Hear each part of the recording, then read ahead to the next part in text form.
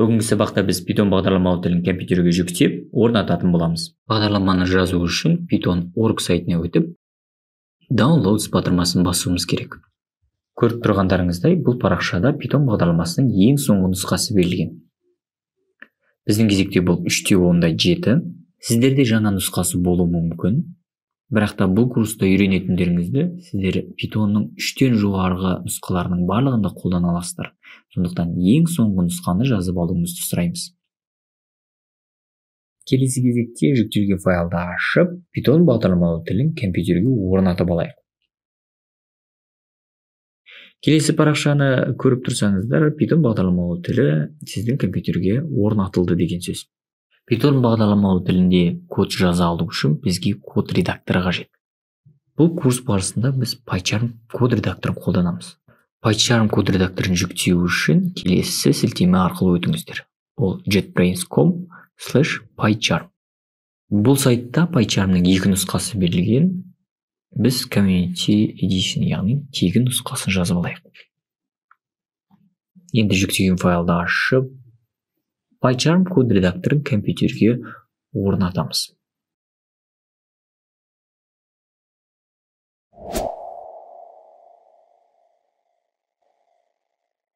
Ең алғашқы программалық кодты жазу үшін PyCharm бағдарламасын ашайық. Осы парақшада New Project батырмасын басуымыз керек. Проектті бастау үшін біріншіден атын берейік. Және сақталу орнын көрсетейік. Келесі бізде Python интерпретаторы деген бар. Яғни бұл Python проектісі Python тілінің қандай интерпретаторын қолданатынын көрсетуіміз керек. Мәселен, осында менің компьютерімде орнатылған Python 3.10 интерпретаторы көрсетілген. Сіздерде басқа нұсқасы болуы мүмкін. Содан кейін барып, Create батырмасын басу арқылы жаңа проектіні ашамыз.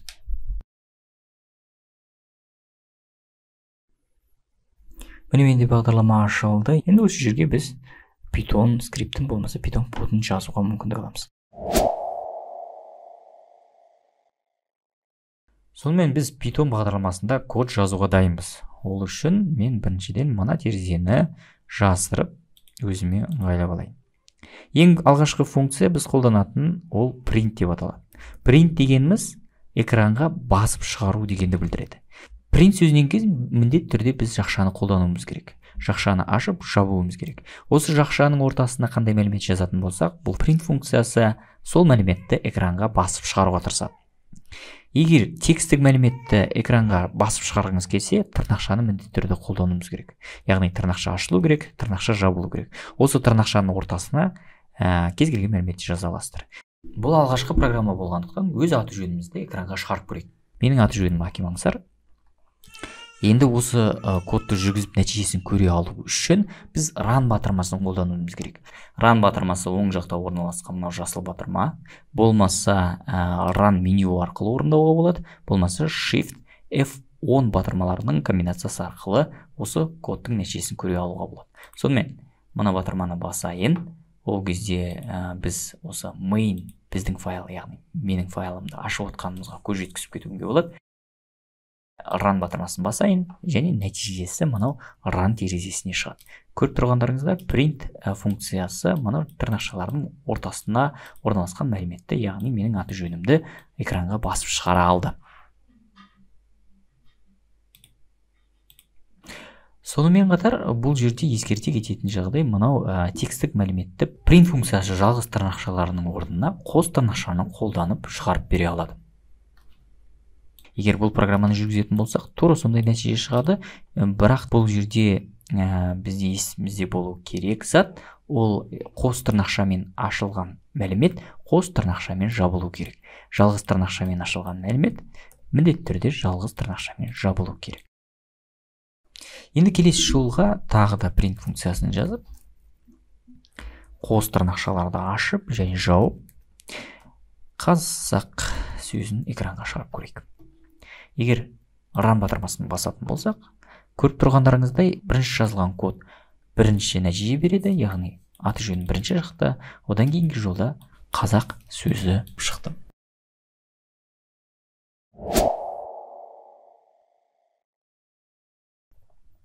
Бұл сабақта кез келген программалау тілінде бар айнымалылармен танысамыз. Негізінен айнымалылар компьютер жадында мәліметті уақытша сақтауға арналған. Мәселен, жас тең 18 деп жазайық.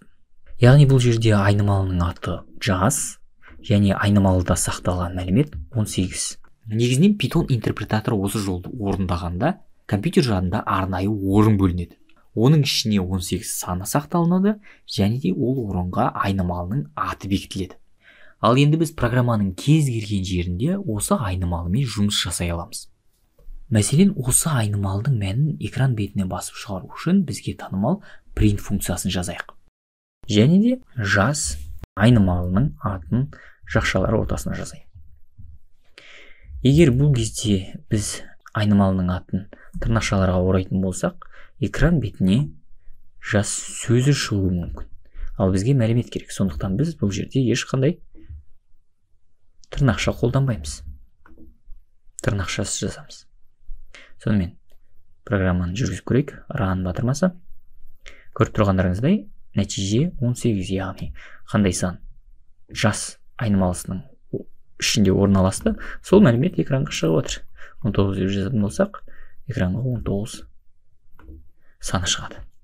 Сонымен айнымалыны құру үшін біріншіден біз айнымалыға ат беруіміз керек, одан кейін тең таңбасын қоюымыз керек, одан кейін ішінде орналасатын мәлімет болмаса санды жазуымыз керек. Ендігі кезекте айнымалының мәнін өзгертіп көрейік. Мәселен, келесі жолға мен жас 31 деп жазып көрейін, және де программаны орындап көрейін. Көріп тұрғандарыңыздай, біздің программаның орындалуының нәтижесі 31 деп өзгерді. Яғни бұл тікелей программаның орындалу реттілігімен байланысты. Бірінші жол жазылғанда жас айнымалының ішінде 19 сақталып тұр. Екінші жолда ол сан өзгеріп, яғни жойылып, оның орнына 31 саны сақталып тұр. Бұл мысалда біз бүтін санмен ғана жұмыс істедік. Енді бөлшек сандармен жұмыс істеу мысалын қарастырайық. Ол үшін бөлшек санды сақтай алатын салмақ айнымалысын құрайық. Оның ішіне 75,5 мәнін сақтайық. Енді print жақшалар ортасына салмақ айнымалысының атын жазу арқылы ішіндегі мәліметті бөлшек санды экранға басып шығаруға болады. Сонымен қатар Python тілі жолдық мәліметпен де жұмыс істей алады. Ол жерде қос тырнақшаны қолданамыз, немесе жалғыз тырнақшаны қолданамыз. Енді жолдық айнымалы ішіне өз атымызды жазып кетейік. Келесі бізде boolean типті қабылдайтын қазақ айнымалысы болсын. Ол жерде тек қана екі ақ мәлімет сақтауға болады. Яғни false жалған, болмаса true шындық деген мәліметтерді ғана сақтай аласыздар. Енді бұл мәліметті де экранға басып шығарып көрейік. Ескерту, мұнда true немесе false тек қана бас әріппен жазылу керек. Әйтпесе программа оны түсінбей қате шығару мүмкін. Сонымен қорытындылай кетейік. Егер біз бүтін сандармен жұмыс істейтін болсақ, int типін қолданамыз. Ал бөлшек сандар үшін бізде float типі бар. Жолдық мәлімет үшін string типін қолданамыз, ал шындық немесе жалған мәліметті сақтау үшін boolean деректер типін қолданамыз.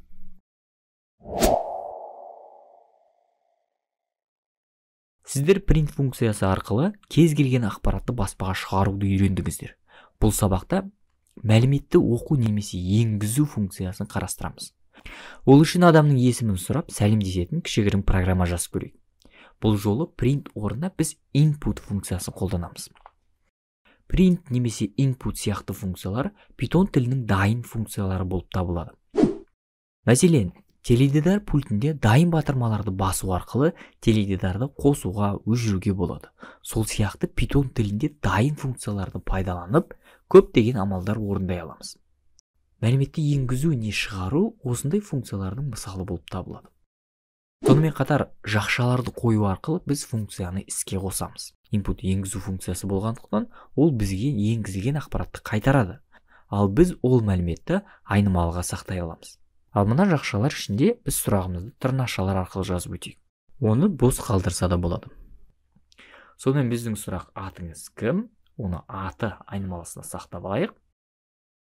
Ал келесі жолға айнымалы мәнін сәлем сөзімен қосып шығарайық. Мұнда енгізілген ақпарат string типте қабылданады. Сонымен қатар сәлем сөзі де string типті. Сондықтан біз string типті мәліметтерге конкатенация, яғни қосу операциясын орындай аламыз. Енді жүргізіп көрейік. Атымызды енгізейік. Көріп тұрғандарыңыздай, функцияға мәліметті қалай жаздық, тура солай экранға шығарып беріп отыр. Енгізгенде сұрақтан кейін орналасқан бос орынға назар аударыңыздар.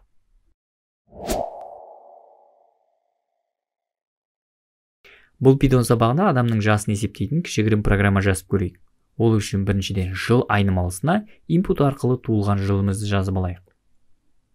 Енді осы 2022 жылдан енгізілген айнымалы мәнін алу арқылы адамның жасын анықтауға болады. Дұрыс қой? Ондай болса, келесі жолға нәтижені print арқылы шығарып көрейік. Ран батырмасы. Енгізілетін жыл 1991. Нәтиже 31 деген сан шығу керек. Бірақ та Python бізге қызыл әріппен ұрысып жатыр. Яғни қызыл әріп біздің кодтағы қате бар екенін білдіреді. Біздің кезекте интерпретатор int және string типті мәндердің арасындағы азайту амалын орындай алмайтындығын көрсетіп отыр. Бұл жерде ескертіп кетейік, Python тілінде input арқылы енгізілген ақпарат әр қашанда string типте қабылданады. Ал 2022 ол int, яғни бүтін типті. Сонымен біз бұл азайту амалын орындай алу үшін string типті мәліметті бүтін санға аударуымыз керек. Ол негізінен өте оңай. Типтерді аудару үшін де бізде дайын функциялар жетерлік. Мәселен, int функциясы мәліметті бүтін типке ауыстырады. Float ол бөлшек типке ауыстырады. Ал bool ол boolean типке ауыстыратын дайын функция болып табылады. Біздің кезекте біз бүтін сандармен жұмыс істеп жатқандықтан біз бірінші функцияны қолданамыз. Яғни жыл айнымалысындағы мәліметті біз бүтін санға ауыстырып, бүтін сандар арасындағы азайту амалын орындай аламыз. Бұл функцияны қолдану өте оңай. Функцияның атын жазып, жақшаларды ашып, жақшалардың ортасына осы типке аударылуы тиісті мәліметті салуымыз керек. Енді біз программаны жүргізіп, енгізілген жылға байланысты бізге керекті жасты анықтай алады екенбіз. Сонымен қатар бізде айнымалылар типін анықтауға арналған type функциясы бар. Оны пайдаланып, жас және жыл айнымалылардың типтерін анықтап көрейік.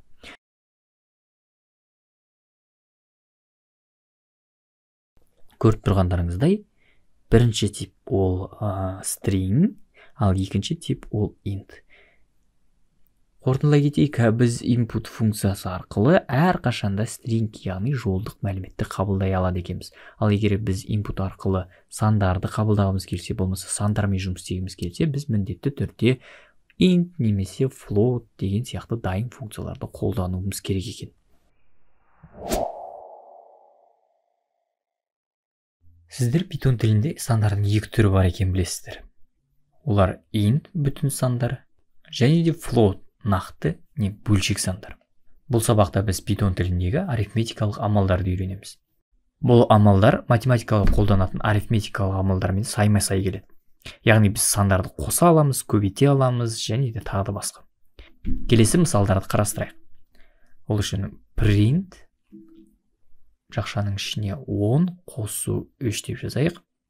Бұл қосу амалы, сонымен қатар бізде азайту амалы бар, көбейту амалы бар. Бірақ Python'да екі түрлі бөлу амалы бар. Біріншісі бір слэш символ арқылы бөлу. Мұнда нәтиже float, яғни бөлшек сан болады. Ал бүтін санды нәтиже алу үшін бөлудің екінші түрін, яғни екі слэш символын қолдануымыз қажет. Көріп тұрғандарыңыздай нәтиже бүтін сан болады. Сонымен қатар бізде модуль не сандарды бөлгендегі қалдықты анықтауға арналған арнайы оператор бар. Ол процент символы арқылы жазылады. Мұнда нәтиже 1 болады. Ең соңғы оператор ол дәрежеге шығару. Яғни 10 санын өзіне өзі 3 рет көбейту үшін біз 2 көбейту символын пайдалануымыз қажет. Программаны жүргізсек, нәтиже 1000, яғни 10-ның 3 дәрежесі болады. Енді біз осы амалдармен айнымалы мәнін өзгертіп көрейік. Яғни x тең 10 болсын.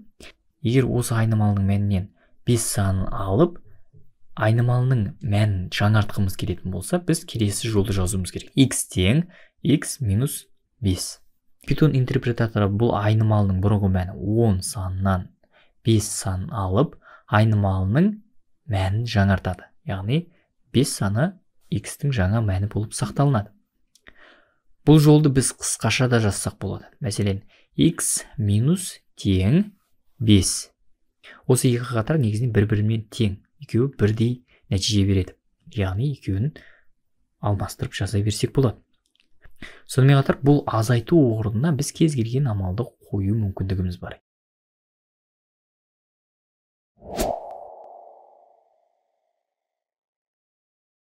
Келесі мысалда X мәнін табыңыз. X тең 10 қосу 5 көбейтілген 2. Әрине ол 20. Оны принт арқылы экранға шығарып көрейік. Жалпы өрнектерде біз арифметикалық амалдардың орындалу реттілігіне назар аударуымыз қажет. Бұл мысалда бірінші көбейту орындалады, содан кейін барып қосу амалы орындалады. Сондықтан жауап 20. Яғни 5 көбейтілген 2 10, 10 қосу 10, 20 деген мәнді береді. Бұндай реттілік негізінен Python тілінде ғана емес, кез келген программалау тілінде бірдей қолданылады. Ондай болса, арифметикалық амалдардың орындалу реттілігін қарастырып өтейік. Негізінен ең бірінші дәрежеге шығару орындалады. Мысалы, 2-нің 3 дәрежесі. Содан кейін барып көбейту не бөлу орындалады, келесі қосу не алу орындалады. Әрине бұл тура математикамен сайма-сай, яғни жақша арқылы біз бұл амалдардың орындалу реттілігін өзгерте аламыз, яғни жақша ішінде орналасқан өрнек міндетті түрде бірінші орындалады. Ондай болса, видеоны тоқтатып, келесі мысалдың мәнін тауып көріңіз. Әрине бұл жерде X-тің мәні 2000 болады. Сонымен арифметикалық амалдардың реттілігін білу өте маңызды. Сондықтан мынау тұрған реттілікті жаттап алуыңызды сұраймыз. Бұл сабақта біз сандармен жұмыс істеуге арналған бірнеше пайдалы функцияларды қарастырамыз. X айнымалысына 2,9 мәнін берейік. Бұл санды жуықтау үшін біз кіріктірілген дайын раунд функциясын пайдалана аламыз. Оған X айнымалысын беріп, экран бетіне шығарып көретін болсақ, мәні 3 болады. Яғни бұл функция мәнді дөңгелектейді. Python тілінде кірістірілген функциялар өте көп. Мысалы, ABC санның абсолютті мәнін табуға арналған функция. Ол әрқашан оң сан қайтарады. Теріс минус 2,9 санын берсек, жауап оң 2,9 сан шығады. Бұл Pythonда берілген кіріктірілген функциялар. Ал егер сіз күрделі математикалық функцияларды пайдаланғыңыз келсе, сізге математикалық модульді импорттау керек. Pythonдағы модуль дайын функциялардың код жинағы сақталған бөлек файл болып табылады. Біз бұндай модульдерді кодты ұйымдастыру үшін пайдаланамыз. Салыстыру ретінде супермаркет туралы ойланыңыз. Сіз супермаркетке барған кезде жемістер мен көкөністерге не сүт өнімдеріне арналған әртүрлі бөлімдерді көресіздер. Супермаркеттегі әрбір бөлім ол Python тіліндегі модуль сияқты. Сонымен Pythonда математикалық есептеулерді қамтитын математика модулі бар. Осы модульді пайдалана алу үшін программаның жоғарғы жағына import математика, яғни math деп жазуымыз керек. Және де барлығын кіші әріппен тереміз. Осы арқылы біз математикалық модульді осында импорттадық, яғни енгіздік десек болады. Енді біз бұл модульдің дайын функцияларына қол жеткізе аламыз. Мәселен, модуль атын жазып, нүкте қойсақ, осы модульде қол жетімді функциялардың барлығын көре аламыз. Мәселен, cell функциясы арқылы 2,9 санын жоғарыға жуықтауға болады. Не floor функциясымен тура сол санды төменге жуықтасақ болады.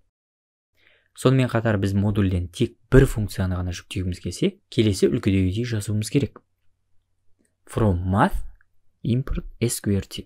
Яғни математика модулінен sqrt функциясын жүктедік. Бұл жағдайда біз функция атын бірден жазып қолдана аламыз. Яғни ешқандай нүктенің пайдаланудың қажеті жоқ. Қолданып көрейік. Print sqrt жақшалар ортасына 16 берейік.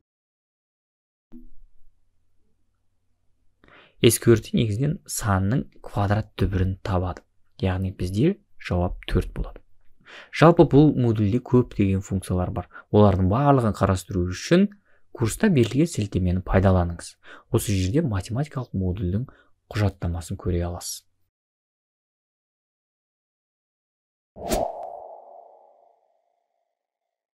Бұл сабақта біз Python тіліндегі тармақталған алгоритмдерді үйренеміз.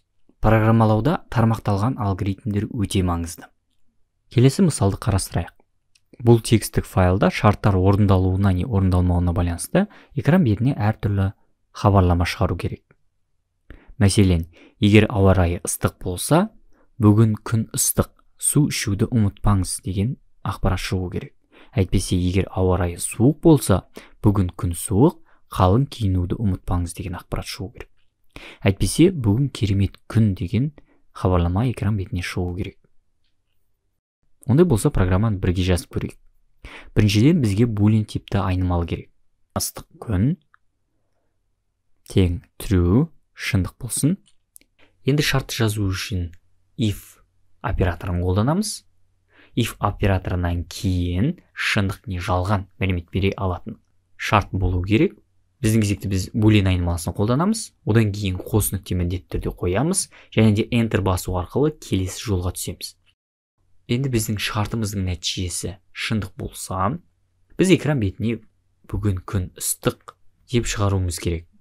Ескерту, келесі жол бос орын арқылы басталу керек, яғни бұл бос орын арқылы операциялардың осы шартқа байланысты екенін көрсете аламыз. Келесі жолға enter арқылы өтсек, бос орын әлі де бар. Яғни бұл жолда осы шарттың орындалуына байланысты болады деген сөз.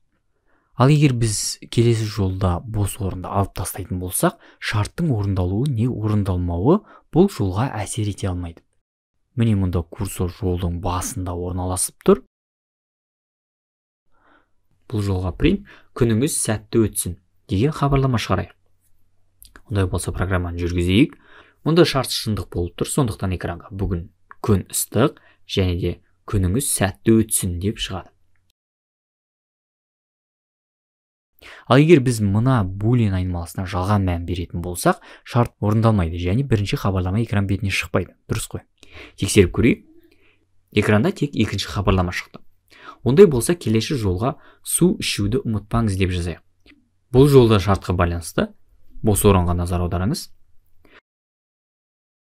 Сонымен булин бізде шындық болсын және де run батырмаса, біздің нәтиже бүгін күн ыстық, су ішуді ұмытпаңыз, күніңіз сәтті өтсін. Есептің берілген бойынша келесі шартты қосып көрейік. Онда күн ыстық болмағанда экранға шығатын хабарламалар тізімін жазып шығайық. Ол үшін else операторын қолданамыз. Және де қос нүкте enter басқаннан кейін бос орындар арқылы бүгін күн суық, қалың киінуді ұмытпаңыз деп шығарайық. Бағдарламаны тағы да орындап көрейік. Нәтиже ыстық күн жайлы болмақ, ал суық күн жайлы хабарлама шығару үшін біздің шарт орындалмау керек. Ондай болса, біз айнымалыға жалған мән береміз. Run батырмасы және де нәтиже бүгін күн суық, қалың киінуді ұмытпаңыз деп шықты. Бірақ бұл кодта бір мәселе бар. Яғни күн ыстық болмады деген сөз әр қашанда күн суық дегенді білдірмейді. Ондай болса, есептің берілген тағы да бір қарап көрейік. Бізде екі шарт болуы керек. Біріншісі, егер ауа райы ыстық болған кезде, екіншісі, егер ауа райы суық болған кезде. Және де екі шартты орындалмаған жағдайда әйтпесе бөлігі орындалу керек. Яғни бүгін керемет күн деген хабарлама экран бетіне шығу керек. Бұл үшін бізге тағы да бір айнымалы керек. Ол суық күн болсын және де ішінде шындық true мәні болсын. Енді біз екінші шартты қолдана аламыз. Бірінші if жазылғандықтан, екінші шартты біз elif сөзі арқылы жаза аламыз. Және де бұндай шарттар санын еш шектеусіз жазуға болатынын ескеріңіз. Ондай болса, elif суық күн қос нүкте enter басқаннан кейін бос орындар арқылы бүгін күн суық, қалың киінуді ұмытпаңыз деп шығарайық. Әйтпесе, жоғарыда орналасқан шарттардың барлығы жалған болса, else бөлімі орындалады. Мұнда біз бүгін керемет күн хабарламасын шығарамыз.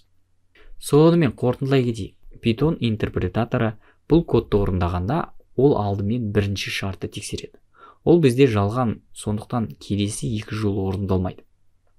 Одан кейін интерпретатор келесі шартты тексеріп, ол шындық болғандықтан осы шарт ішіндегі орналасқан операциялардың нәтижесін экран бетіне шығарады.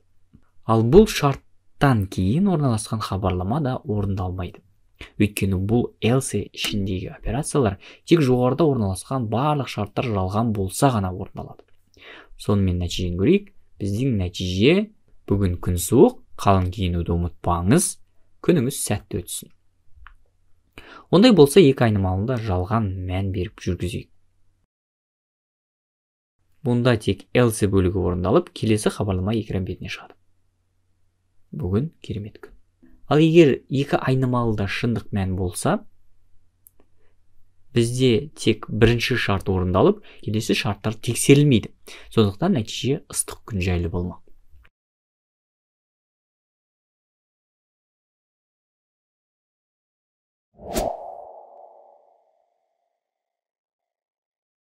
Бұл сабақта біз сіздермен Python тіліндегі логикалық операторлармен танысамыз.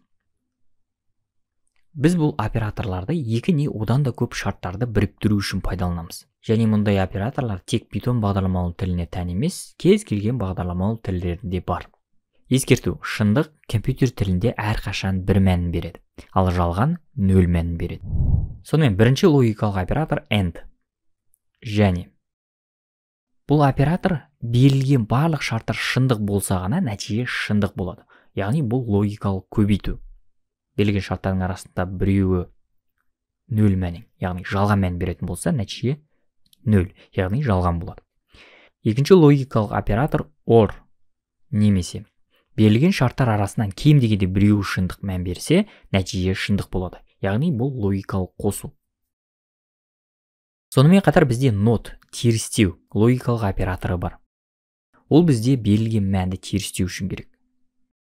Мәселен, бұл оператор шындық мәнді терістеп, жалған мән шығарады. Және де керісінше. Егер реттілікті қарастыратын болсақ, бірінші орында NOT орындалады, одан кейін барып AND, одан кейін барып OR. Әрине, жақша арқылы бұл реттілікті өзгертуге болады. Ондай болса, келесі мысалды қарастырып, нәтижесін табайық. Бізге үш айнымалы берілген, үш булен айнымалысы берілген, A, B, C, A, B бізде шындық мәнде, C жалған мәнде. Ал шартымыз A, OR, C, and B. Әрине, бірінші көбейту орындалады, C және B. C бізде жалған, сондықтан көбейту нөл мән береді, яғни жалған мән береді. A бізде true, шындық. Көбейтудің нәтижесі false, жалған, нөл. Нөл мен бірді қосқан кезде бізде нәтиже шындық болады. Хабарлама экран бетіне шығады. Сәлем әлем. Ондай болса, видеоны паузаға қойып, келесі мысалдың нәтижесін өзіміз тауып көрейік. Сонымен, программаны жүргізіп көрейін. Нәтижесі сәлем әлем. Онда тексеретін болсақ, not A бізге false мән береді, not C бізге true мән береді. Енді C and B көбейтінділерін орындайтын болсақ, false және false нөл мән беріп тұр. Енді оның нәтижесін not A-ға қосатын болсақ, нөлге нөлді қосқанда нөл нәтижесі, ал олардың нәтижесін not C, яғни бірге қосатын болсақ, нәтиже true, бір деген мән береді. Яғни шарт true мәнімен аяқталып тұр. Сондықтан экран бетіне сәлем әлем хабарламасы шығады.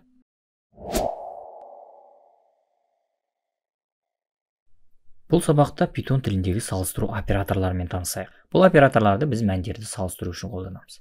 Келесі мысалды қарастырайық. Егер температура 30-дан жоғары болса, бүгінгі күн ыстық хабарламасын, әйтпесе, бүгінгі күн ыстық емес хабарламасын экран бетіне шығаруымыз керек. Ол үшін біріншіден бізге температура айнымалысы керек. Оның ішіне 30 мәнін сақтап алайық.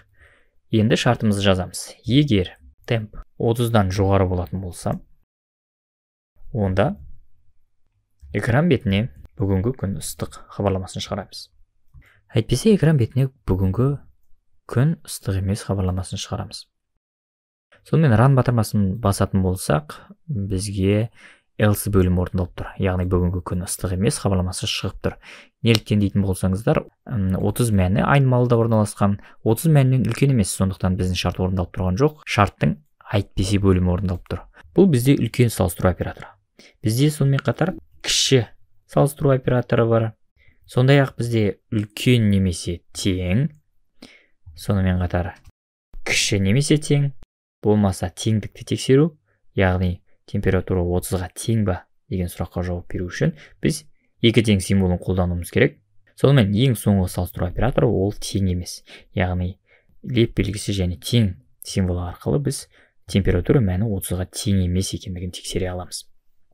Тағы да ран батырмасын басатын болсақ, бүгінгі күн ыстық емес хабарламасы экран бетіне шығып тұр, өйткені температура 30-ға тең болып тұр, ал бізге шарт бойынша бұл мәндер тең болмау керек, сондықтан біз else бөлімін қайтадан орындап тұрмыз. Сонымен есептің шарты бойынша температура 30-дан жоғары болатын болса ыстық күн шығу керек. Енді біз 31 мәнін беретін болсақ, және ран батырмасы экран бетіне бүгінгі күн ыстық хабарламасын шығардық.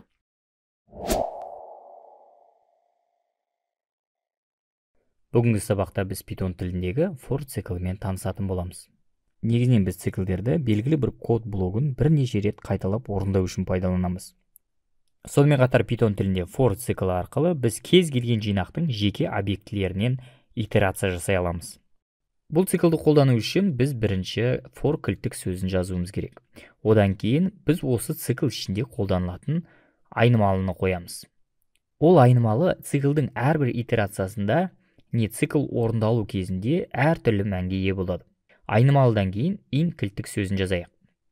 Ең соңғы бізде тырнақшалар арқылы string типті мәлімет берілген. Бұл жол қос нүктемен аяқталатынына назар аударыңыз. Ал цикл денесінде бос орындар арқылы print x жазылған. Яғни әрбір итерацияда біз x-тің мәнін экран бетіне шығаруға тырысамыз.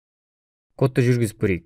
Сонымен осы цикл арқылы біз мына string мәліметінің әрбір жеке әріптерінен жүріп өтеміз. Яғни бірінші итерацияда біздің x айнымалысының ішіне бірінші әріпті саламыз. Сосын екінші итерацияда келесі әріп, одан кейін келесі әріп. Міне осылай for циклы берілген жолдың соңғы әріпіне шейін кезек-кезек x мәнін өзгертіп экран бетіне шығарып отыр. Тағы да бір мысал қарастырайық. Бұл жолы берілген тізімнің әрбір элементінен жеке-жеке жүріп өтейік. Ал тізімдерді Python тілінде құра алу үшін біз тік жақшаларды қолданамыз. Ондай болса, жол string орнына біз 3 string адам есімдерін сақтаған тізім құрайық. Кодты жүргізетін болсақ, әрбір итерацияда әрбір string, яғни тізімнің жеке-жеке элементі, x айнымалысына тағайындалып, экран бетіне басылып шығып отыр. Тура осылай біз сандар тізімдерімен де жұмыс істей аламыз.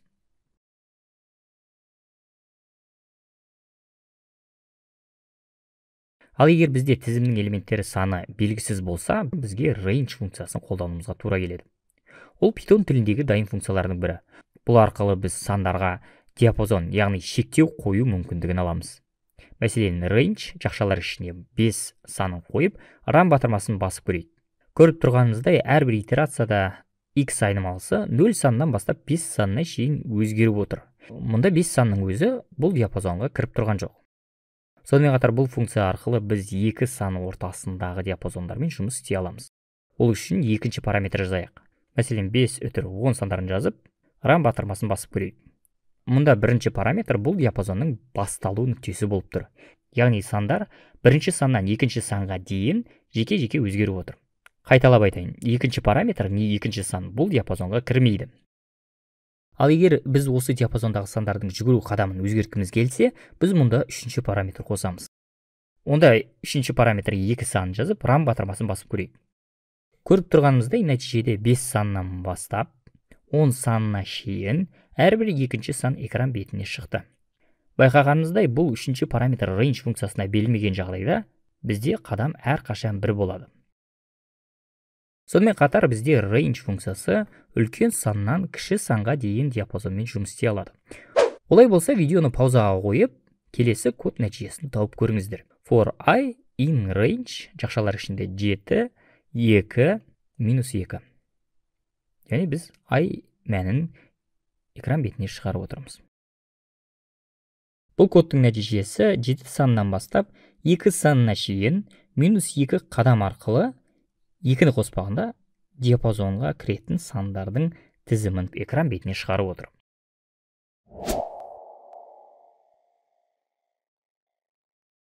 Бұл сабақта кірістірілген циклдарды үйренеміз. Программалау тілдерінде кірістірілген циклдар деп бір цикл ішінде орналасқан бір немесе бірнеше циклдардың комбинациясын айтамыз. Ондай болса, кірістірілген циклдар арқылы келесі сандар нүктелер координатасын экранға шығарайық. Бұл жерде x және y координаталары берілген, яғни 0-де 0, 0-де 1, 0-де 2, 1-де 0, 1-де 1, 1-де 2 және 2-де 0, 2-де 1, 2-де 2 координаталары берілген. Бірінші сан x мәні, екінші сан y мәні деп қабылдауға болады. Енді осы сандарды экран бетіне шығару үшін бірінші біз сыртқы циклды жазып алайық. Ол үшін for циклы арқылы 0-ден 2-ге дейін сандарды шығаратын кішігірім код жазайық. For x in range 3, print x. Осы арқылы x координатасының мәнін жазып шықтық. Енді әрбір x мәніне қатар y координатасында шығара алу үшін цикл ішіндегі тағы да бір цикл жазайық. Бұл ішкі цикл. Мәселен, ішкі циклде for y in range 3 деп жазайық. Ал print ішіне x және y координаталарын экран бетіне шығаруымыз керек. Ондай болса, run батырмасын басайық. Экран бетіне жаңағы көрсетілген мысалдағыдай x және y координаталары дұрыс шықты. Енді кодты асықпай түсініп көрейік. Ең бірінші x айнымалысы 0 мәнін қабылдайды. Содан кейін барып, ішкі цикл өзінің жұмысын бастайды. Яғни y мәні 0 болады. Содан кейін барып, экран бетіне 0-ден 0 мәні шығады. Яғни x 0 болды, y-ден 0 болды.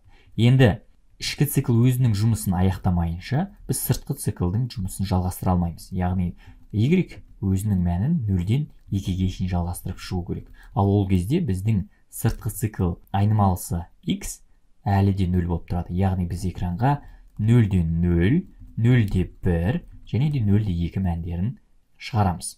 Содан кейін барып, ішкі цикл өз жұмысын аяқтағаннан кейін ғана x-тің мәні 1-ге ауысады. Енді x-тің мәні 1 болып тұрған кезде, ішкі цикл, яғни y мәні қайтадан 0, 1, 2 мәндерімен ауысып шығады. Яғни экран бетіне қайтадан 1-ден 0, 1-де 1 және де 1-де 2 мәндері шығады. Ішкі цикл қайтадан өз жұмысын аяқтағаннан кейін ғана x мәні өзінің мәнін өзгертеді. Яғни бізде 1 етін x, енді қазір x 2-ге ауысты. Қайтадан ішкі циклға кіреміз. 2-де 0, 2-де 1 және де 2-де 2 экран бетіне шығады. Осылайша біз кірістірілген циклдардың жұмыстарын бақылай аламыз.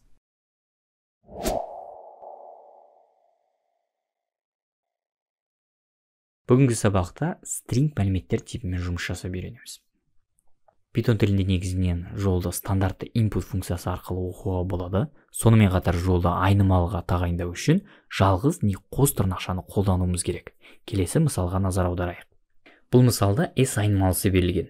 Оның ішінде арманыңнан бас тартпа хабарламасы сақталды. Енді print ортасына s айнымалысын жазып, run батырмасын басатын болсақ, хабарламаның барлығы экран бетіне шықты.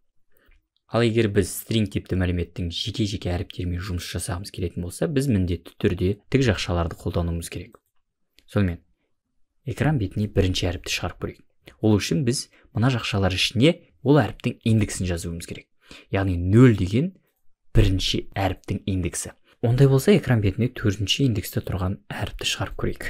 Жақшалар ортасына 4 сан жазамыз, run батырмасы, экран бетіне n әріпі шықты. Есептеп көрейік. 0, 1, 2, 3, 4. Яғни 4-ші индексте тұрған n әрпі экран бетіне шықты. Сондай-ақ бұл жақшалар ортасына тез санды жазып, run батырмасын басатын болсақ, экран бетіне леп белгісі шықты. Ал леп белгісі ол ең соңғы әріп. Яғни теріс сандар арқылы біз соңынан бастап индекс реттілігін көрсете аламыз. Яғни -2 ол бізде кішкентай a әріпі. Енді біз бұл string типті мәліметтің бір-ақ әріпімен емес, бірнеше әріптер бөлігімен жұмыс жасап көрейік. Ол үшін біз 3 параметр қолдана аламыз. Егер біз қос нүктелерді қойып run батырмасын басатын болсақ, қайтадан хабарлама толықтай экран бетіне басылып шықты. Енді бізге 3 параметр қоюға орын бар. Бірінші параметр ол қай әріптен бастап, қай индекстен бастап біз экран бетіне мәліметті шығарамыз. Яғни мен бірінші параметр ретінде 4 санын жазатын болсам, run батырмасын басып көргеннен кейін 4-ші әріптен бастап хабарламаның соңына шейін мәліметтің барлығы толықтай экран бетіне шықты. Бұл бірінші параметр, қай индекстен бастаймыз. Екінші параметр, қай индекске шейін біз мәліметті кесіп аламыз. Бұл жерде мен 6 деп жазайын, сонымен run батырмасын басайын. Бізге 2 әріп шықты. Яғни 4, 5. Бірақ 6-шы әріп экран бетіне шыққан жоқ. Оны былай тексеріп көрсек болады. 0, 1, 2, 3, 4, 5. Мынау 6-шы символ еді, бірақ 6-шы символға дейінгі мәліметтердің барлығы экран бетіне шықты. Енді 3-ші параметрді көрейік. 3-ші параметр ол қадамға жауап береді. Яғни бізде 4-тен бастап 10-шы символға дейін кесу керек болатын болса, бір сан жазатын болсақ, 4-ші символдан 10-шы символға дейін әрбір әріпті кезек-кезек шығарып берді. Ал егер біз 3-ші параметр ретінде 2 санын қоятын болсақ, 4-ші символдан бастап әрбір 2-ші символды экран бетіне шығарып береді. Яғни қараңыздар, мына 4-ші символ, одан кейін 2 қадам секіріп келесі әріпті шығарды, 2 қадам секіріп келесі әріпті шығарды, содан кейін 10-шы символға келгенге шейін осы бөлшекті экран бетіне шығарып берді. Ондай болса қорытындылап кетейік, келесі кодтың нәтижесін өз бетіңізше тауып көріңіз. Ондай болса run батырмасын басып көрейік. Әрине, бұл жерде 2 параметр берілген. Біріншісі қай символдан бастаймыз, яғни бірінші индексте тұрған символдан бастап соңғы символға шейін жүгіреміз. Яғни соңғы символ леп берілген индексі -1, екінші параметр ретінде беріліп тұр, сондықтан ол символ экран бетіне шыққан жоқ. Сонымен қатар 3-ші параметр берілмеген, сондықтан 3-ші параметр қадамымыз 1 саны болып тұр. Яғни әрбір символ кезек-кезек экран бетіне шығып отыр.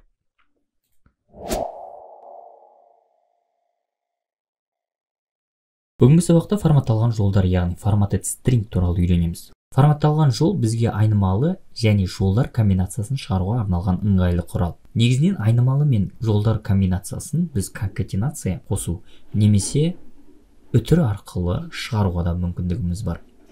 Мысалы, бізде келесі айнымалы берілсін, x тең 5. Ал біз экранға келесі сан, x-тің мәні және де леп белгісін шығаруымыз керек. Ол үшін біз келесі 2 код үлгісін пайдалана аламыз. Біріншісі үтір арқылы, екіншісі конкатенация арқылы жолдар комбинациясын шығару. Бірақ та біздің қолданатын string мәліметіміз үлкейген сайын бұл қосу, үтір және де тағы да басқа символдарды қайта-қайта жазу бізге ыңғайсыз болады. Сондықтан біз форматталған жолдарды қолдануымыз керек. Ол үшін print f тырнақшаларды ашып келесі сан, ал айнымалы қоятын жерге фигуралық жақшаларды ашып ортасына айнымалымызды қойып қойсақ болады. Енді кодты жүргізіп көрейік. Міне осылай біз форматталған string арқылы айнымалыларды және жолдар комбинациясын оңай шығаруға мүмкіндігіміз бар.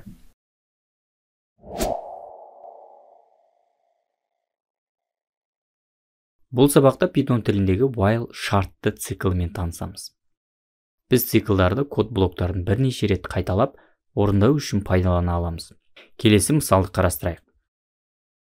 айнымалысы 1 болсын, while циклін жазу үшін while кілттік сөзін жазуымыз керек. Одан кейін шындық не жалған мән беретін шарт жазуымыз керек. Әрине бұл жол қос нүктемен аяқталады. Мұнда шартты кіші 5-тен деп жазайық. Сонымен бос орындар арқылы осы циклдің денесін жазу тек. Мұнда print сәлем және де үтір арқылы айнымалысының мәнін де шығарып отырайық. Ал келесі жолға айнымалысының санын өзгертіп отырайық.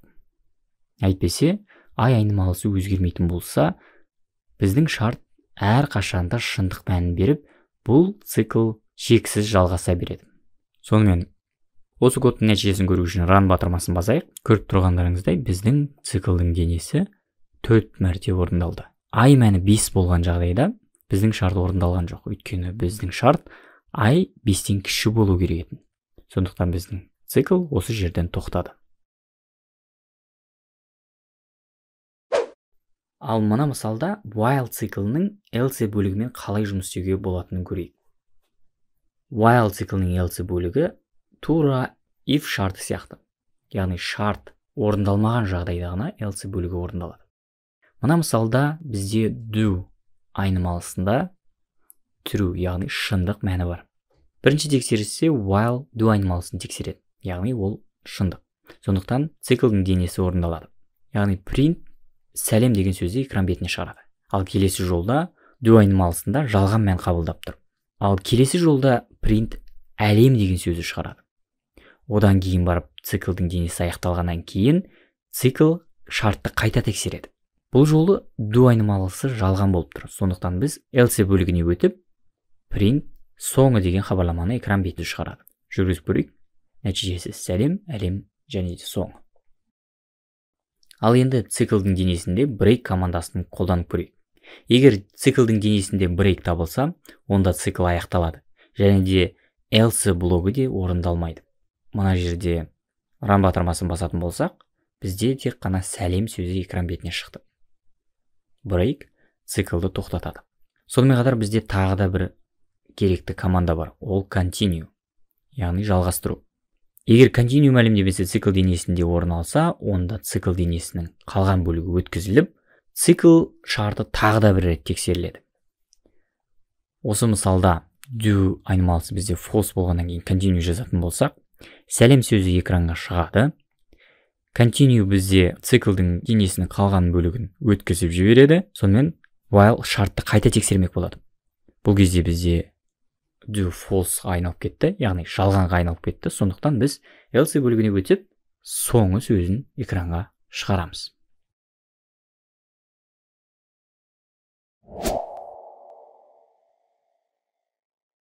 Бүгінгі сабақта біз Python тіліндегі тізімдерді қолданып үйренеміз. Ол үшін бізге есімдерді сақтауға арналған тізімді құрайық. Тізімнің аты A болсын. Одан кейін тең қойып, тік жақшаларды ашып, осы тізімде орналасатын есімдерді өтір арқылы жазып шығуымыз керек. Және есімдер ол string типті, сондықтан біз тырнақшаларды қолданамыз. Енді оны print арқылы экран бетіне шығарып көрейік.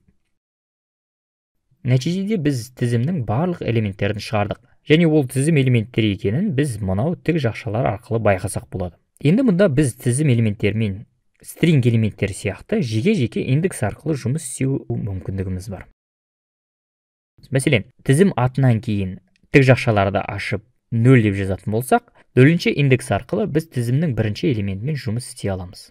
Сонымен қатар біз теріс сандарды индекс ретінде қолдана аламыз. Мұнда -1 саны соңғы элемент индексі.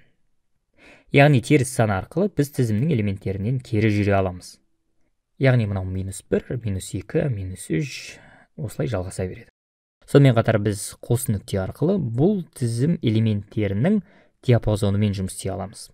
Мәселен, тік жақшалардың ортасына 2 қос нүкте деп жазып кететін болсақ, ол екінші индекста тұрған элементтен бастап, тізім соңына шейін барлық элементтерді қайтарады. Яғни екінші параметр берілмеген жағдайда біз тізімнің соңына шейін барлық элементтерді қолданамыз. Ал егер тік жақшалар ортасына қос нүктені қойып, екінші параметр ретінде 3 санын жазатын болсақ, бұл тізім басынан бастап, үшінші индекске шейін элементтерді қайтарады. Яғни бірінші параметр берілмеген жағдайда біз бастапқы элементтен бастаймыз. Сонымен қатар элементтерді шығару кезінде қолданылатын қадамды да үшінші параметр ретінде жаза аламыз. Олай болса, видеоны паузаға қойып, келесі код нәтижесін тауып көріңіздер. Бұл кодтың нәтижесі бірінші индекстен соңғы индекске шейін 2 қадам арқылы тізім элементтерін қайтарады.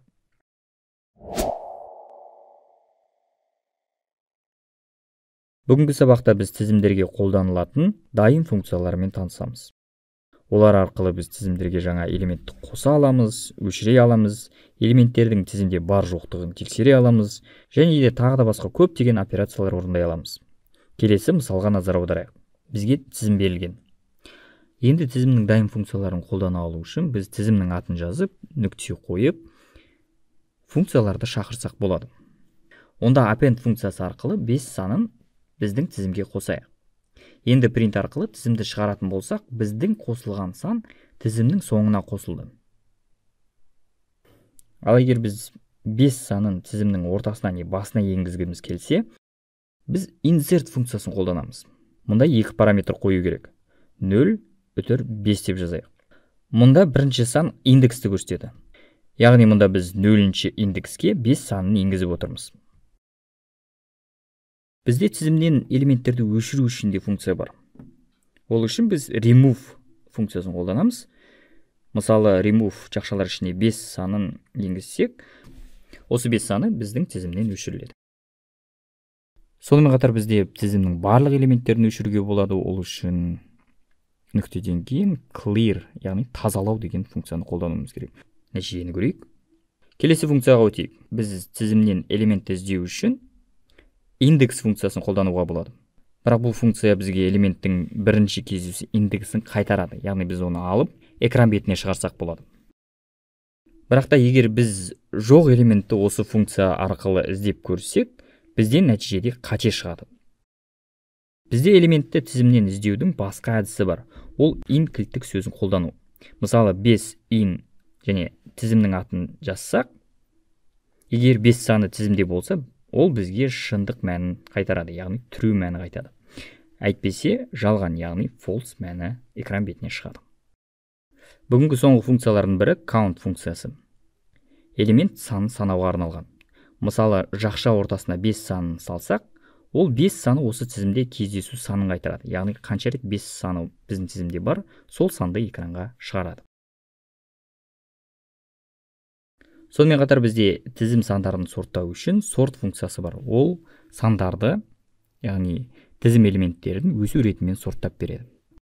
Ал reverse функциясы тізім элементтерін кері аударып жазып береді. Сонымен тізімдерге қолданатын функциялар өте көп. Бізде min және max сияқты басқа да функциялар бар. Онда видеоны паузаға қойып, келесі код нәтижесін тауып көріңіздер. Программаны жүргізіп көрейік. Сонымен min функциясы тізімдегі ең кішкентай элементті экран бетіне шығарды. Ал max функциясы экран бетіне осы тізімде орналасқан ең үлкен элементті шығарды.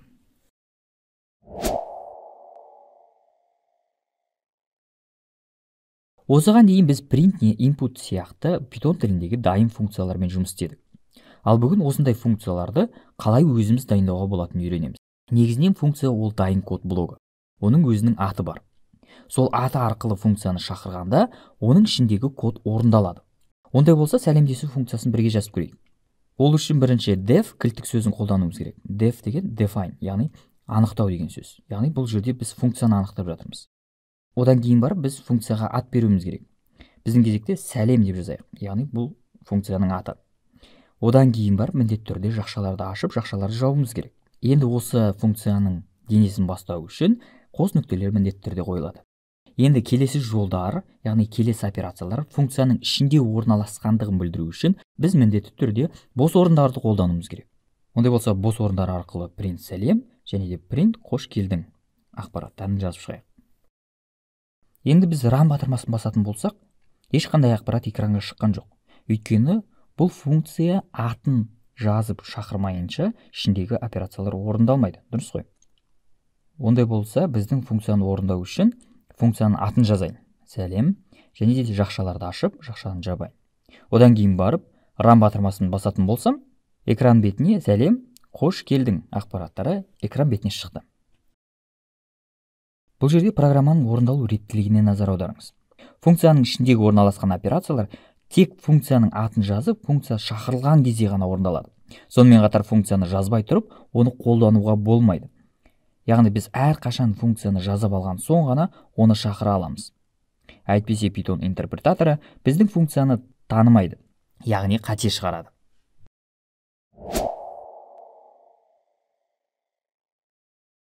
Мынау біздің соңғы сабақта қарастырған кодымыз. Соңғы жолға әлем сөзін шығарайық. Енді сіздерге сұрақ. Мынау дайын print функциясы мен біздің дайындаған сәлем функциясының айырмашылығы қандай? Мұнда print функциясы string типті ақпаратты қабылдап, сонымен жұмыс жасап тұр. Ал біздің дайындаған сәлем функциямыз ешқандай ақпаратты қабылдап тұрған жоқ. Ондай болса, біздің функцияға өзгерістер енгізейік. Біздің сәлем функциясы адам атын қабылдайтын болсын, және де экран бетіне сәлем қош келдің емес, сәлем енгізілген адамның аты және қош келдің ақпараттары шығатын болсын. Ол үшін біз сәлем функциясына параметр құруымыз керек. Бұл мысалда параметр ретінде x айнымалысын қолданайық. Сонымен print сәлемнен кейін өтір арқылы біз x-тің өзін қоя салайық. Енді функцияны шақырғанда біз бұл айнымалыға, яғни бұл параметрге мән беруіміз керек. Яғни бұл жерде string типті мәлімет болсын, мен өз атымды жазайын тырнақшалар арқылы.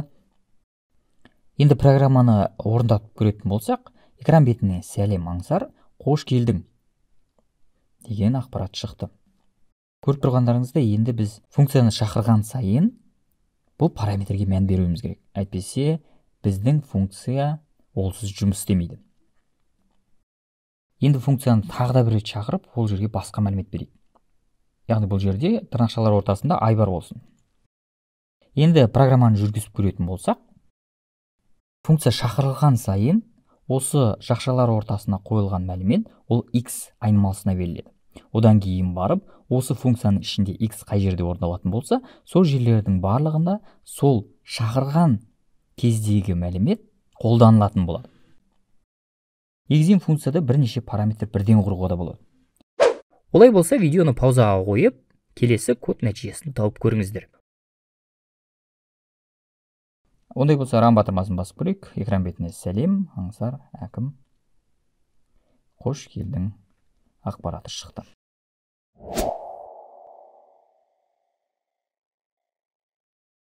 Бұл сабақта мән қайтара алатын функция құрып үйренеміз. Мәселен, параметр ретінде берілген санның квадратын, яғни 2 дәрежесін тауып, бізге қайтаратын функция құрайық. Ол үшін def есеп функцияның аты. Жақшаларды ашып n айнымалысын берейік. Осы нүктелер. Келесі жолға n көбейтілген n деп жазып, return кілттік сөзі арқылы сол мәнді функциядан қайтарайық. Ал енді бұл функцияны іске қосу үшін біз функцияның атын жазамыз. Есеп жақшалар ортасына кез келген санды беруге болады. Бұл жерде мен 3 деген санды жазайын. Енді бұл функция тура input функциясы сияқты бізге мән қайтарады. Яғни біз оны алып, айнымалыға жазып алсақ болады. Ондай болса, осы функцияның нәтижесін x айнымалысына жазып алайық. Енді біз бұл айнымалыны экранға print арқылы шығарып көрейік. Нәтиже 9. Әрине біз бұл функция нәтижесін айнымалыға қабылдамай-ақ print арқылы шығара аламыз. Print жақшалар ортасына біздің функцияны өзінің мәнімен қоса жазып қоюға болады. Нәтиже 9.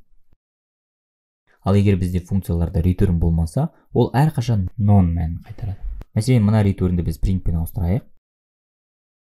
Ран батырмасын бассақ, нәтиже 9 және non болып тұр. 9 ол функция ішіндегі print арқылы шығып тұр, ал non ол сыртқы print функциясы арқылы шығып тұр. Қорытындылап кетейік. Кез келген функция мәнді return кілттік сөзі арқылы қайтара алады. Және функцияда return болмаған жағдайдан функциядан non мәнін қайтарады.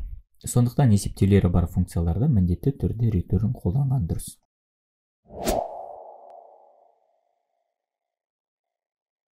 Бүгінгі сабақта көп өлшемді тізімдер туралы үйренеміз. Ол үшін бізге бір өлшемді тізім құрып алайық. Тізімнің әрбір элементіне өзінің жеке индексі бар екенін білеміз. Мәселен, 0-ші индекс ол 1 деген санға тиесілі. Ал 2 деген санды шығару үшін 1-ші индексті жазуым керек. 3 деген сан ол 2-ші индекс. Солай жалғаса береді. Енді көп өлшемді тізімдер құра алу үшін 0-ші индекстің орнына, қазір 1 деген сан тұр, соның орнына тағы да бір тізім құрып алайық. Енді тізімнің 0-ші индексін экран бетіне шығаратын болсақ, 4, 5, 6 деген сандары бар ішкі тізім шықты. Яғни қараңыздар, 0-ші индексте бізде тізім тұр. 0-ші индекстегі тізімнің элементтерінің санына қол жеткізе алу үшін біз олардың индекстерін жазамыз. 0-де 0 деп жазатын болсақ, 0-ші индексте тұрған тізім, оның 0-ші элементі 4 саны экран бетіне шығады. Сол сияқты 0-де 1, 5 саны, 0-де 2, 6 саны. Тура солай біз тізімнің әрбір элементіне өзіміздің жеке-жеке тізімдерімізді құра аламыз. Ал енді қызық болсын. 0-ші қатардағы екінші элемент ол 6 деген сан. Сол 6 деген санның орнына тағы да бір тізім құрайын. Ол жерде 77, 88, 99 деген сандар болсын. Сонымен 0-ші қатар екінші элементті шығаратын болса, ол жерде мынандай тізім тұр. Ал енді олардың элементтерін жеке-жеке қарастыра алу үшін, яғни 88 деген санды экран бетіне шығарғым келетін болса, 1-ші индексті жазып, оған қол жеткізе аламын. Ондай болса, келесі кодтың шешімін өздеріңіз тауып көріңіздер. Ран батырмасын басып көрейік. 2 деген сан экран бетіне шықты. Онда кодты жеке-жеке қарастырып шығайық. Бірінші индекстегі элемент, ол бізде осындай ішкі тізімді беріп тұр. Одан кейінгі элемент тағы да 1-де-1, 1-де-1, 4-ші индексте 44 тұр, ал 1-ші индексте 1, 2, 3 деген сандары бар тізім тұр. Ондай болатын болса, бұл тізімнің ішіндегі бірінші элемент, ол 2 деген сан.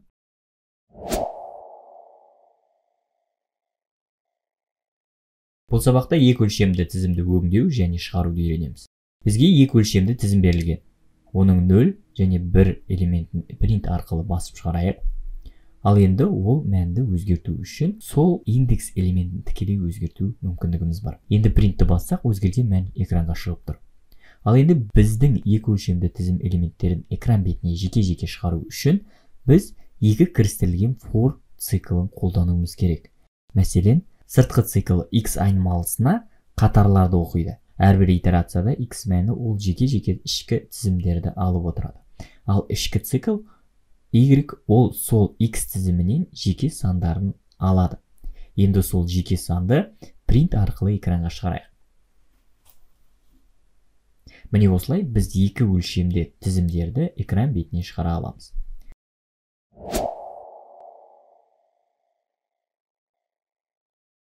Бұл сабақта Python тіліндегі сөздіктер dictionary құрылымын қолдануды үйренеміз. Жалпы сөздіктерді біз кесте ретінде қарастыра аламыз. Мәселен, келесі кесте берілсін. Мұнда адамның аты және оның жасы берілген. Мысалы, Аңсар 31 жаста, Әйгерім 30 жаста, Айбар 9 жаста, Еркет 7 жаста, Айдар 1 жаста. Бұл біріктірілген ақпараттарды сақтау үшін бізге сөздіктер көмектесе алады. Сөздіктерде ақпарат кілтін және оның мәнін біріктіріп сақтау мүмкіндігі бар. Мәселен, мұнда ақпаратты екіге бөлсек, адамның аты ол ақпарат кілті және оның мәні бүтін сан integer типті мәлімет. Ондай болса, Python тілінде сөздіктерді қолданып үйренейік. Python тілінде біз жаңа сөздікті екі жолмен құра аламыз. Біріншісі d тең фигуралық жақшаларды ашып жабу арқылы, екіншісі d тең dictionary функциясы арқылы. Сонымен қатар кез келген құрылым сияқты сөздіктерге де біз ақпаратты бірден жазып кетуге де болады. Мысалы, d тең фигуралық жақшалардың ішінде кілттік сөз, Аңсар және оның мәні 31. Үтір, келесі кілттік сөз, Әйгерім, оның мәні 30. Ондай болса, жаңа ақпарат кілтін және оның мәнін сөздікке беріп көрейік. Ол үшін келесі кодты жазу керек. Мәселен, d біздің сөздіктің аты, тік шақшаларды ашып, тырнақшалардың ортасына біздің кілттік сөзді жазамыз. Тең және оның мәні. Келесі жол d кілттік сөз Әйгерім, мәні 30. Ал енді сөздікте берілген мәнді экранға шығару үшін принт арқылы сөздік кілті мен оның мәнін шығара аламыз. Ал егер біз сөздікте жоқ кілтті жазсақ, программа бізге қате шығарады. Мәселен, print d кілттік сөздің орнына Айсұлу деп жазатын болсақ, біздің сөздікте жоқ болғандықтан экранға қате шығады. Кілттер негізінен string жол не сан типті бола алады. Ал Python бізге бұл кілттер типтерін араластырып жазуға да мүмкіндік береді. Мәселен, d10 тең Аңсар. Бұл жерде 10 кілттік сөз, ал Аңсар деген сол кілттік сөздің мәні болып тұр. Ондай болса, сөздіктердің кілттер мәндерінен жеке-жеке итерация жасап көрейік. Ол үшін бізге келесі кодты пайдалануымыз керек. For key және x in d.items. Print екі айнымалыны экран бетіне шығарайық. Key және x. Мұнда key айнымалысы кілттік сөздерге жауапты, ал x сол кілттік сөздердің мәніне жауапты болып тұр.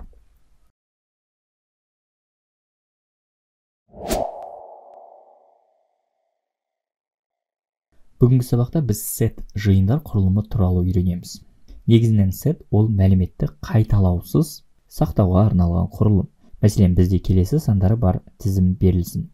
Ол жерде 1, 1, 2, 3, 4, 5, 5 деген сандар бар. Енді біз бұл тізім сандарын қайталаусыз не тек бірегейлерін қалдыру үшін біз set жиын құрылымын қолдануымызға болады. Мәселен, a тең set x жоғарыда берілген тізім. Енді a жиын экранға бас шығарайық. Print a экранға сандар тек бірден ғана шығады. Мұнда жиындарды фигуралық жақша арқылы жасауға болатынын мән беріңіз.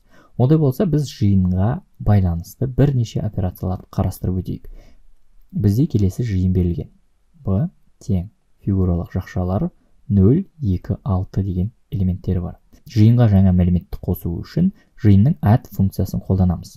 B нүкте add 4 деген элементті қосайық, ал өшіру үшін B нүкте remove, яғни өшіру функциясын қолданамыз. Сонымен қатар біз жиынның ұзындығын len функциясы арқылы табамыз. len b.